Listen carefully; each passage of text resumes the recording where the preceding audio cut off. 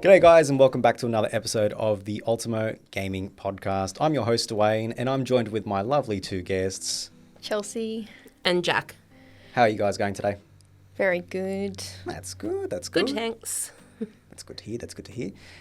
Today's episode in particular, we're going to start off just with, I know we've been going through everyone's gaming 2x2s. I was going to quickly jump into mine, so that was something that we didn't get a chance to do yet. And I thought I'd walk through the gaming 2x2 that are my tastes. So my tastes in particular, I'll go through the four titles. So on my four titles, I've got Persona 5, and I know Jac's a massive fan of Persona, so I know she can geek out on that. I don't know if you've played Persona yet, Chelsea. Never heard of it. We can convert you. We'll convert you. So I'll talk about Persona first, because that's one thing I always really enjoy. So if you guys don't know, Gaming 2x2 is the four games that represent us and make us sort of what represent us as a person. I've recommended Persona 5 Royal because that's the most recent entry of it, and it's the definitive version of the game. So essentially what it is, it's a Japanese RPG. It's half social simulator, half dungeon crawler. So you've got your everyday sort of normal life. You live as just a normal high school student doing the day-to-day things, hanging out with friends, building skills, do what you need to do, go to class, whatever. And then of an afternoon, you go into a different world that's like a twisted version of reality. And essentially you'll be visiting people that are have corrupt views, and you're trying to convert their corrupt views into being something that's not corrupt. So for example, the first one you come across is one of the high school teachers, and he has a corrupt view of the school, and he sees it as his own castle. And you get given a time limit to kind of get this sorted out, otherwise you get expelled, which works in a game over.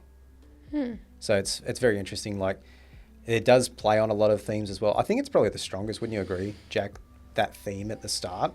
Yeah, absolutely. And probably my favorite thing about it is it has quite a long sort of intro that really gets you into the world and understanding its mechanics. Yeah, I think, so if we were to recommend it to you, Chelsea, I think you just got to get over the hurdle of the tutorial. So the tutorial is it's like an in-game week, which is probably about 3 hours, I want to say. Okay, yep. Because it's pretty story heavy at the start, but it's to get you into it. And once you get freedom to kind of do what you want to do, the game opens up completely.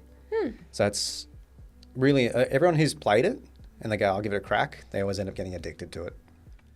Yeah. I think, the tutorial is long. Yeah. But it also does a really good job at setting you up in the world, so when you get that freedom, you understand what your story is really comprehensively. Is this available on Steam? It is, actually. Is it free or is it... No, it's paid. How much are we looking at? I think it's usually $79. Does it have its casual discount? Yeah, it does. Yeah. So usually when there's a Steam sale, it usually goes to about $25. Okay. Yeah, so it's pretty affordable. Yeah. And it's a lot of value you get. You probably play it for about 110 hours, I'd say, on average. I always find it interesting that Steam will price a game so high, but then they have the sale and it drops so low. I think it depends on the company. Yeah? Because Sega, which publish Persona now, they never used to, but they do now. A lot of their games go quite cheap. Yeah. It's the same as Square Enix. Oh, no, then again, Square Enix probably goes to about 50%, not much further. Is Persona available on any other platform? Yeah, so it came out initially on PS3. Yeah. Then was on PS4. Yeah. Royal came out on PS4 and PS5. You can play it on Xbox. It's on Game Pass. Nintendo? Yeah, it is on the Switch. Oh, wow. Okay. So they've added it to everything. It was exclusively Sony for ages. Yeah. And then when Xbox got the Game Pass licenses for it, it opened up the floodgates completely. Yeah, I play 5 on the PlayStation 4. Yep. But I've gone back through and started playing through Game Pass. Yep. And most recently, there's another title, Persona 3, which is the remake. Yeah. So that's called Reload. That's probably the next step up because that only came out 2024. Yeah, last year. So, which one would you recommend to start on? Royal. Like what Persona? Yeah, Persona 5 Royal. Persona Yeah. 5 Royal, alright. Persona 4 Golden is came out on the Vita, and you can play it on Steam. It's available on there. It's a little bit of a slower burn. I find if you've played through 5, you'll probably have the drive to play number 4. Because it's kind of like Final Fantasy. You know how like you can play. Haven't played Final Fantasy. Well, Final Fantasy 7, Final Fantasy 8, they're not connected. Ah, okay, Right. yeah. The Persona titles all exist in the same world. Yeah, So they're all in the same world. So there's references to past games, okay, but they're not direct sequels. alright. So they're all different cast of characters. So under the 4 branch or the 5 branch, there might be spin-off games that revolve around those casts. But like when they do Persona 6, I don't expect any of the other cast members to come back. Okay. So yeah, I'd definitely recommend that. And the reason why I picked that is because it essentially consumed 2.5 weeks of my life when it first came out. Wow. I played it non-stop. It's probably the one franchise I have the most merchandise of, aside from Pokemon, I would say. So I've got figures, I've got artwork, I've got everything. It's one of my number 1 picks. And Yeah. if people want to get into JRPGs, it's Persona straight away. Yeah, I absolutely love its mechanics in terms of it as a sort of the dungeon crawling aspect. So it's turn-based, which is something that I far prefer as a gamer. Yeah. So it gives you that time to think and that time to actually plan out a strategy, whereas real-time fighting, I am fairly terrible at anything that involves coordination. So Yeah. I should probably mention that too, is that like the turn-based fighting, it makes it very accessible, so you don't have to be like instinctively on it. And time doesn't, like when you're in the real life thing, time doesn't tick over until you do an action. Yeah. So like you can wander around the world for ages and no time will pass. It's just when you decide to do something, so you decide to go to a cafe or read a book or something like that, that's when time passes. So it's more of a scheduling sort of game as well at the same time. Okay. So, and probably the other big point is the music. The music's so catchy. Okay. Battle theme is amazingly catchy. All the overworld themes, it's all like an acid jazz. Yeah. So each game has its own theme. So 5 is acid jazz, 4 is like J-pop. Yeah. So it's a very, very blinky, all that type of stuff. What would you? I'd say number 3 is pop too, actually, but it's more like rap. Sorry, number 3 is more like rap. Yeah. So 3, 4, and 5 are like the current titles. There is 1 and 2, but there's no real way to play 1 and 2 at the moment, which is a shame. But there's a good chance that they'll probably get remade at some stage. So, Okay. But I always recommend number 5. Number 5 is perfect. All right. I'll keep that noted. I'll move on to the next pick that I've got. A lot of these you'll find that these are probably going to be like first for me. I should mention that with number 5, or Persona 5, it was the first game I actually cared about that prior to release. Yeah. So like I was hanging for every trailer, trying to see what was going on. Okay. And I built my audience off that too on my social stuff. Yeah. My second title is Halo 3. So Halo 3 was like the first game I ever pre-ordered. Yeah. Love Halo 3. I can know that game front to back. I don't know if you're much in a... I used to play Halo all the time on the first Xbox. Yep. When I was a kid. That was the one game I played all the time. Yep. But I don't remember what it was called. All I remember is that you could do multiplayer, and my cousin and my sister, we were just constantly teaming up and killing aliens all the time. What, in Halo. In campaign? Like where you'd play the campaign missions and you'd run through? Or is it firefight? I don't know. Was it like a survival thing or? No, might have been survival thing. Could have been Halo 3 or Halo Reach, maybe then? Was it on 360? No, the first Xbox. There must have been campaign then, because only Halo 1 and Halo 2 had campaign. Okay, well then, yeah, it's probably I reckon it was probably one of the... Well, when did Halo come out in general? Halo 1 was a launch title for the Xbox initially. Okay, well, I wouldn't be surprised if it was that one. Yep. Because I'm pretty sure the Halo came with the Xbox. Yeah, so then it was... Yeah, it would have been Combat Evolved, which is the first one. Yeah, because that was the only game that came with the Xbox at the time because it was over at my grandparents' place. Oh, okay. And every time we were over there, we're just playing that game. We wouldn't play any other games. It was just that one. Yeah, Halo's pretty good. Yeah. Like, it's a very addicting sort of game. I do want to get back into it, but unfortunately, I don't own any consoles. Well, this is where I can help you out. Oh, yeah? Okay, I'm listening. If you got Xbox Game Pass, you can pretty much play all the Halo titles for nothing if you've got it. On Steam, there's the Master Chief Collection, which goes on sale very frequently. Yeah. It's 6 titles. So it's Halo 1, Halo 2, Halo 3, Halo 3 ODST, Halo 4, and Halo Reach, which are all the Bungie titles, like all the good ones. I think actually Halo 4 is 343, but it usually goes on sale for about $18, and these games are phenomenal. They are really good. So you can play it on PC? Yeah, you can play it on PC. Wow, that's so cool. And it's a lot of fun. Like, the multiplayer isn't as live anymore, which is a bit of a shame, but the campaigns alone for the price. Yeah, you're getting a lot of bang for your buck there. 100%. Wait, so it's not multiplayer on Steam? Or? No, you can play multiplayer. It's just the multiplayer servers aren't as live as they used to be.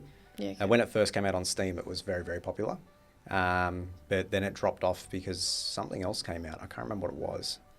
So another big title came out, and then everyone kind of went down. I think when Infinite came out, it dropped off a bit, and then people weren't happy with Infinite, and then they just stopped playing Halo, which is a bit of a shame. Okay. But yeah, the reason I picked Halo 3 is because I know that game front to back. Yeah. First game I was really excited for the 360. Main reason I got the 360 in the first place was because of that. Yeah. It's the end of the trilogy for 1, 2, and 3. So it's the end of Master Chief's journey in the original trilogies. And that game is just... It still holds up today on the 360. Like, everyone's been talking about it getting re-released with updated graphics. I don't even think it needs re-release. It's top. Like, some of the graphics do look a little bit aged now. Yeah. But they hold up very well. They're almost like a Wind Waker level of like with Wind Waker's like very cel shaded. You can just keep going with that. Re-release it and it still looks fantastic. I think Halo 3 is like that. What Xbox are they up to now? Xbox Series X. Jeez, that went quick. But yeah, soundtrack in that game, phenomenal. Anyone who's played Halo 3, they'll know exactly what I'm referring to. Yeah. Very cinematic moments. Very snappy. A lot of fun first-person shooter stuff. First online multiplayer experience. Wouldn't trade that for the world. I used to have like crappy ADSL 2 speeds, but I used to enjoy the hell out of that. It was just fun playing with mates. And it seems insane now. Trying to get a 16-player lobby was like awesome. Now you can easily do that with so many different games. You can get up to 100 plus on one of these lobbies. So 16 players felt like a lot. So you have a question. As a first-person shooter, yes, is it a particularly accessible one for people who aren't overly familiar with the genre? I believe with Steam, like the Steam release, they have added a boatload of accessibility options. They've made it so you can change the HUD and change the colors, so the reticle and everything like that, to make it so it's suitable for playing it. There's like easy difficulty where it's, if you don't feel as quick to react to things, you're pretty much a super soldier. You can walk through and just destroy everything. It's a lot of fun. Yeah. And there's also fun things you can do. There's like little modifiers in the game as well. They're called skulls. And they add funny effects to the game. Oh, yeah. So one will be like catch. Makes the enemies throw more grenades. Oh, wow. Right? The other ones I really enjoy is Grunt Birthday Party. So every time you shoot one of the grunts, like the little minions, if you get them in the head, it celebrates and shoots confetti out, and you can hear kids going, hooray. Right? It's not gory in any way, because like they just die. That's a question I was going to ask. Is the game like No, It's been years since I played it. Is it gory? Nah, not really. People, like, when the aliens die, they just die. Okay, good. And then, like, you'll see blue blood or something like that. Oh, that's fine. Yeah. The only thing I'd probably say is a bit gory is the flood. So the flood are a special type of enemy. They're like an infection form. And they can infect, like, dead allies and dead enemies. And then bring them back to life. Oh, that's fine. That's the only thing that's probably gory in there, but that's probably the most goriest you'll get in Halo. But Yeah, alright. I Feels good. recommend it purely for the MCC, which is the Master Chief Collection. Yep. 6 games, absolute steal. It's fantastic for that stuff. My next game on my list is probably a game that you probably haven't heard of. It's actually on the 3DS. It is Fire Emblem Awakening. I haven't heard of it, but I do have a 3D DS. So Fire Emblem Awakening is it's a tactical top-down RPG, like a turn-based strategy sort of game. And it's kind of like Final Fantasy Tactics, if people aren't familiar with the game. But recently, Fire Emblem's been on the Switch with Three Houses and Engage. And what's the other one? There's another one. Oh, it might be the only two. I think the other one's Warrior Games. Essentially, you control a bunch of characters, and it's you as you go through the maps. You can recruit the enemies, so you can recruit some of the enemies that have got personalities, and you can have them fight for you. So it's all like mercenaries, knights, Pegasus riders, mages, stuff like that. It's almost like very fantasy sort of style. And it's there's an overarching sort of political drama as well. So between the two kingdoms that have effects on it. The reason I really like Fire Emblem is because it was the first, the Awakening in particular, is because that was the first one I was introduced to on the 3DS. My mate recommended it to me. Yeah. And he goes, you should probably give it a crack. And I was like, okay, I'll give the demo a go. I was addicted to it. I was like, oh, this is amazing. And they have a classic and a casual mode. The classic mode, if a character dies, they're dead. They're dead forever, right? In casual mode, if they die, they just retreat. Yeah. So in the traditional Fire Emblem games, there was a lot of, if your strategy actually played a part. If you lost that character, you might have spent ages on this character, and they're just gone. I usually play casual because I get too attached to the characters. Yeah. Okay. But I really enjoyed the charm of it, and it's interesting because Fire Emblem Awakening was actually their last hurrah because they thought the series wasn't going to survive after this. It was the game that ended up reviving the series. So it sold that well, it revived the series. What mode would you recommend for people to start on? Casual, Casual? 100%. There's like different difficulties. There's normal, hard, and lunatic. Lunatic is busted. Like all the skills, all the enemies have like really busted skills. So they'll have like counter. So if you flick damage on them, they'll flick it back to you and stuff like that. Yeah. I really enjoy that series. If I was to recommend a Fire Emblem title, you could probably play Engage, which is the newest one on the Switch. It's pretty accessible to a lot of people. It does go on sale pretty frequently. So does the when you're recommending Awakening have the social sim aspects that particularly Free Houses is associated with? It does. So this was the first sort of game that introduced the pair-up mechanic. So you can have two members stand next to each other in battle and they'll assist each other. So if one of them get attacked or they get attacked or they attack someone, the other person next to them would help them in the fight. So it means you can get an extra attack in or they'll block an attack, etc. So when they pair up with each other, they build up a relationship while they're fighting. So then there's support conversations where you can see dialogue between them, and then eventually they'll marry. So depending on the characters they are. Now, this has a direct effect on the story because there's a future aspect as well. And whoever you pair up together, that'll actually create a child unit, and the child unit will join you. And depending on who pairs together, will give that child unit different classes, so that they can go into, and it'll change their hair color to whoever the male is. Okay. because all the child units are tied to the female units, and then in Fates, they're child to all the male units. So it is interesting how you can set it up, and you can get some really busted sort of skills too on there. I enjoy it just because you can flex it out to whatever you want it to be. There was a really cool feature in Awakening in particular as well. There was the spot pass. You know, the spot pass with the 3DS. If you walk past someone with a 3DS, Oh, yeah. they get that little green light. Yeah. If both of you have played the game, you can fight each other's armies. Oh, that's quite cool. That's Yeah. very cool. So they'd appear on the map, and you could recruit their player as well to your army. So it was really cool because you could build like a really strong team and then fight someone else who has a really strong team as well and see who comes out on top. So I always thought that was a really cool feature. But Awakening's overall sort of theming, and it feels very much like the Future Trunks arc from like Dragon Ball Z. I really enjoy that. But yeah, Awakening's fantastic. There's no actual way to play it unless it's on emulated hardware at the moment, unfortunately. I'm fingers crossed with the Switch 2 announcement that we will get a remake. That's what I'm hoping.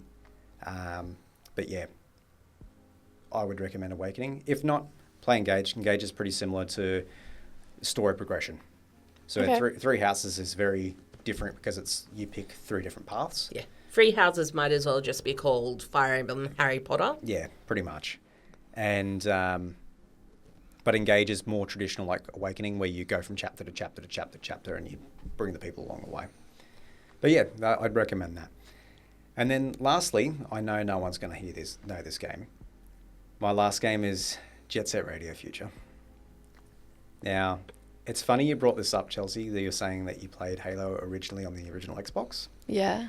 This was also a launch title on the original Xbox. Look, let me look it up because I am very good with visuals, not knowing names. Well, What did you say, Jet Set? Radio Future. I'll start explaining it anyway. Future. So Jet Set Radio Future is essentially it's a rollerblading game. Oh. Okay, Chelsea might know it. She might know it. It looks familiar. Okay, that's always a good sign. This is definitely some. I remember playing. The thing is, I don't know whether it was that skateboarding game. Oh, like Disney's Pro Skating Adventure? Tom Hanks? No, it's not Tom Hanks. Jesus. Tony Hawk. Tony Hawk. Why did I think Tom Hanks? Jesus. You heard it here first. Tom Hanks' Skating Adventure. Yeah. Yeah, Tony Hawk. I don't know because I definitely. Well, essentially, it's essentially a rollerblading game. It's very scarily set in Tokyo 2024. Right? Does it feel very like surreal? It's very future orientated. So we don't have half the stuff that they've got in this game. But essentially, they're rollerblading gangs. So have like teenagers. Yeah. And there's a corrupt corporation that's kind of trying to take over Tokyo. They've got their own police force, and they're trying to crush down the souls of the street, which is essentially the youths. And the way they're fighting back is they are tagging their own space. So they have a graffiti warning at the start saying graffiti is illegal, and most countries don't do it. But they're essentially marking their soul of the street all over it. Yeah. And it's very, very cool because it's almost like Tony Hawk, where you can combine tricks and grind rails and everything like that. And what you'll do is you end up fighting this corporation's police that they have, and essentially taking back the streets. So, because they're trying to take it over, make it all very robotic, very under their control. And you're essentially fighting back. The name comes from... Sorry, Jack. I was going to say, I really like the idea of this game because at its core, it sounds like it's a sporting game, but it actually has, like, in way, Tony Hawk is a sports game. Yeah. But it has a plot and a story as opposed to just I agree. get the high score. Yeah, it does. And the way you work is that you go... When you tag an area, usually the gang for that area shows up, and then you challenge them to a fight. So it's like, do X amount of tricks or get a high score, or, you can battle them in a race or something like that. And usually they'll join you afterwards. So you recruit them as well, so you can unlock that as a skater as well. Yeah. And what I really enjoy about it is that the name of it, Jet Set Radio, is the radio station they listen to. So the entire time while you're playing this game, you're listening to the radio station that's being playing. Oh, wow. And it's all like, that's molded my taste in music, unfortunately. So it's very electronic house. Yeah, I was going to ask what type of music is it? Yeah. And it's all remixes. And even though there's no way to play Jet Set Radio Future anymore, you can play Jet Set Radio, which is the original. I'm not a big fan of the original because of the way it works. That was a Dreamcast title. Yeah. That was set with a time limit. So it was very like the original Tony Hawk's, where you had like a 2-minute time limit. I don't like that. I like just doing my own thing, where Future didn't have that limitation. And you could make your own graffiti tags and everything. Like you could actually go into the painter and you could do whatever you wanted. So you could write your name or something like that. But the coolest thing about this in particular is, I shouldn't say the coolest thing, you can't play it on any sort of official hardware anymore unless you've got an Xbox. So Future is the only time it's ever been released. I think the issue is the licensing of the music, which is very sucks. Yeah. But I do have another title that I can recommend, which is essentially a spiritual successor. Bomb Rush Cyberfunk. Essentially, it's a spiritual successor to Jet Set Radio Future. They were essentially made by people that were fed up waiting for Sega to re-release their one. It actually has some of the artists from the original Jet Set Radio making music for this. So it's very coded. It's the next step up because Jet Set Radio was all about rollerblading. This one actually introduces rollerblades as well as skateboards and bikes. Oh, that's sick. Yeah. I think I'm going to have to look for this. Yeah. And it is so cool because it's all cel shaded, the same sort of style where you've got your tag or your graffiti across the map and everything like that. But they've introduced like little mini games, so you can choose your graffiti and the way you do the directions. So it's like a little star sort of setup. So depending on which way you draw the pattern, it makes a different graffiti tag. So it's if you're interested in anything to do with this game, I recommend that. I played it and platinumed it. I think it was last year at Christmas, and I enjoyed the absolute living daylights out of it. I think I want to say it's only like $30. It's not too dear, and the game's probably about 20 hours long. So it's not super long, unless you want to do like all the bits and pieces as well in there. Okay. And it's very, very combo heavy. And sometimes you don't need like games that are 130 hours long. Sometimes you need that 20-hour game, especially at that price point. 100%. Now, if I'm going to recommend any sort of title from my list today, it'd have to be Persona. That was probably the most accessible. I feel like that would probably tick a lot of boxes for a lot of people. So I'd recommend going with that.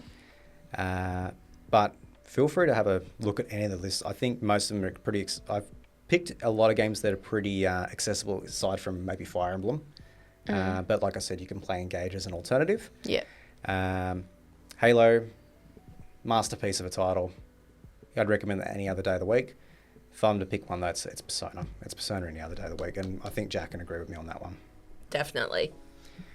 Okay, well that wraps up today's episode of the Ultimo Gaming Podcast. I appreciate you listening to us, and if you wanted to check out the video version, feel free to check it out on YouTube. If you don't like our faces, you can listen to us on Spotify, and be sure to let us know of what you thought of my Gaming 2x2 in the comment section below. I was your host, Duane, and I was joined with... Chelsea. And Jack. Thanks, guys, and we'll see you on the next episode. See yous. Bye. Bye.